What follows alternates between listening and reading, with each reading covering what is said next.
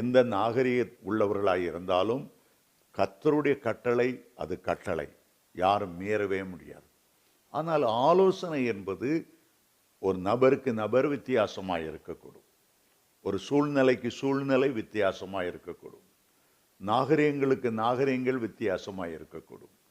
கட்டளையையும் ஆலோசனையும் நீங்கள் குழப்பி விடக்கூடாது. உதாரணமாக, எனக்கு ஒரு பெரிய முறுக்கு மீசை வைக்க வேண்டும் என்று ஆசை, வைத்துக்கொள்வோம். ஆகவே நான் கஷ்டப்பட்டு தினமும் நெய்யை தடவி கண்ணாடி முன்னால் பல மணி நேரம் நின்று முறுக்கு மேசையை முறுக்கிவிட்டு அழகு பார்த்து கொண்டிருக்கிறேன் என்று வைத்துக் கொள்ளுங்கள். ஆண்டவர் சொல்லுவார், இந்த நேரத்தில் நீ எவ்வளோ ஜெபித்திருந்திருக்கலாம், வேதத்தை வாசித்திருக்கலாம், நாளை முதல் நீ மீசை வைக்கக்கூடாது என்று ஆண்டவர் பேசக்கூடும். நான் சொல்லுவேன், ஆண்டவரே, எதில் கை வைத்தாலும் என் மீசையை கை வைத்திராதோம், நான் எவ்வளோ அதை நேசிக்கிறேன், மறுக்கக்கூடும். ஆண்டவர் அமைதியாக இருந்து விடுவார். ஆனால் அடுத்த நாள் பார்த்தால் அந்த மீசைக்குள்ளே உதட்டுக்கு மேலே நிறைய கொப்பளங்கள் வந்துவிடும். நீங்கள் டாக்டர்கிட்ட போகிறீங்க, உடனே ஒரு கத்திரிக்கோலை வைத்து முடியெல்லாம் கத்தரித்து அதில் ஆயின்மெண்ட் போடுவார். சரி, அதை கண்டவுடனே ஆண்டவருக்கு மீசை வைப்பது பிரியமல்ல என்பதை நான் உணர்ந்து கொள்ளுவேன். எனக்கு அது ஆலோசனை கொடுத்தாரே தவிர எல்லாருக்கும் பொதுவான ஆலோசனையாக அவர் கொடுக்கவில்லை. ஆகவே நான் அடுத்த நாள் ஆலயத்தில் வந்து, ஆண்டவருக்கு மீசை வைப்பது பிரியமில்லை, இங்கே இருக்கிற அத்தனை ஆண்களும் அடுத்த வாரத்திலிருந்து மீசை எடுத்துவிட்டு தான் சபைக்கு வர வேண்டும் என்று நான் சொன்னால் அது சரியாகாது. அது ஒரு கட்டளையாக ஆண்டவர் கொடுத்திருந்தால் 10 கட்டளைகளோடு 16வது கட்டளையாக மீசை வைக்காதிருப்பாயாக என்று கொடுத்திருந்திருப்பார். அப்படி அவர் கொடுக்கவில்லை. சிலருடைய பழக்க வழக்கங்கள், சிலர் தங்களை காண்பிப்பது, சிலருக்குள்ளே பெருமை வருகிற காரியங்கள், அதை வெட்டி விடுவது கர்த்தருடைய நோக்கம். அதே போலத்தான் நகை போடலாமா போடக்கூடாதா என்பது தேவனுடைய ஆலோசனை. சிலர் நகையை விரும்பி விரும்பி விலைக்கு நிறைய வாங்கி வீடுகளை வைத்து ஒரு பெருமைப்பட்டு சினிமா நடிகைகளைப் போல அலங்கரித்து கொண்டு வந்தால் ஆண்டவர் நகையை கழற்று என்று சொல்லுவார். அருமையான தேவனுடைய பிள்ளைகளே, ஆண்டவர் உண்டாக்கினது தங்கம்.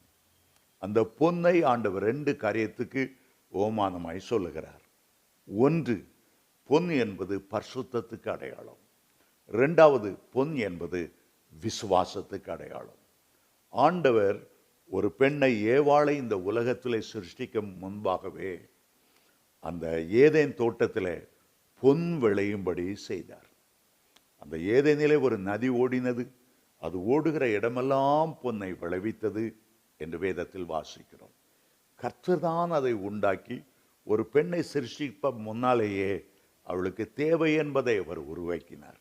மட்டுமல்ல, ஆண்டவருக்கும் கூட அந்த பொன்னின் மேல் மிகுந்த விருப்பம். ஆகவே மகா பரிசுத்த ஸ்தலத்தில் உள்ள அத்தனை பனிமூட்டுகளும் பொன்னால் மூடப்பட்டிருக்க வேண்டும் என்று சொன்னார். அதே போல சாலமோன் தேவாலயத்தை கட்டும்போதும் கூட தேவாலயத்தின் பொக்கிஷங்களிலே பொன்னை சேர்த்து வைத்தார். இதெல்லாம் பழைய ஏற்பாடு என்று நீங்கள் சொல்லலாம்.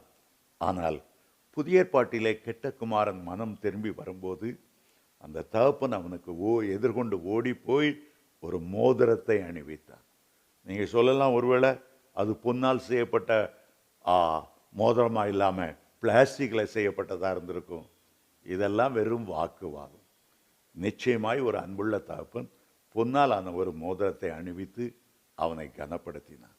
பழைய ஏற்பாட்டிலும் சரி, புதிய ஏற்பாட்டிலும் சரி. பழைய ஏற்பாட்டிலே விசுவாசிகளின் தகப்பனாகிய ஆபிரகாம் தன்னுடைய மருமகளுக்கு பொன் ஆபரணங்களை கொண்டு வந்தார். அருமையான தேவனுடைய பிள்ளைகளே, நீங்கள் தகுதியாய் எதையாகிலும் செய்தீர்கள் என்றால் ஆண்டவர் அதை பற்றி கவலைப்பட மாட்டார். பூமி கீழே அவ்வளவு தங்க சுரங்கங்கள் வைத்திருக்கிறவர் கழுத்தில் போட்டிருக்க ஒரு 4 கிராம் தங்கத்திலேயா குற்றம் கண்டுபிடிக்க போகிறார்? இல்லவே இல்லை. ஆண்டவருக்கு உங்களுக்கு கொடுப்பதில் அதிக ஆசை. தாவீதுக்கு நிறைய பொன் இருந்தது. வேத பண்டிதர்கள் சொல்லுகிறார்கள், கர்த்தருடைய ஆலயத்துக்கு 4 டன் பொன்னை ஆலயத்துக்கு கொடுத்தாராம். எத்தனை மகிழ்ச்சி! ஆகவே எதை செய்தாலும் தகுதியா ஆண்டவர் ஏற்றுக்கொள்வாரா என்பதை கவனித்துக் கொள்ளுங்கள்.